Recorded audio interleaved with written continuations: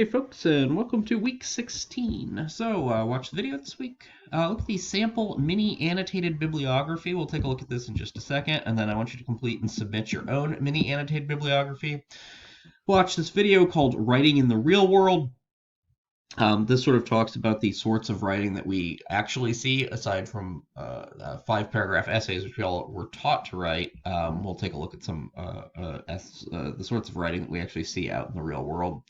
Then submit your essay 1, 2, or 3 revision. If you need a little extra time on this, no worries. I'm glad to give you a little bit. I was not as quick getting essay 3 back as I would have hoped. So if you need a little extra time to do the revision conversation, feel free. And then you can make whatever changes you want to it. Look at the sample introduction for essay 4, and then write your introduction for essay 4. So I think everything's pretty self-explanatory except the annotated bibliography. We'll go ahead and go in here and take a look.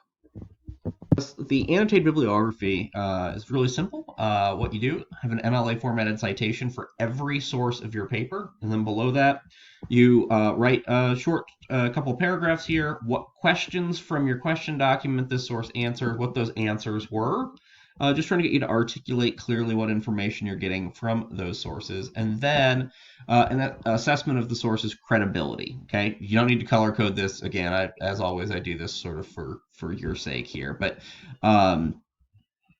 citation, what information you're getting out of it and what that information is, and then why we think it's a credible source. And I want you to do this for every one of the sources you're going to use in essay 4. So there should be 1, 2, 3, 4, 6, 7 possibly of these.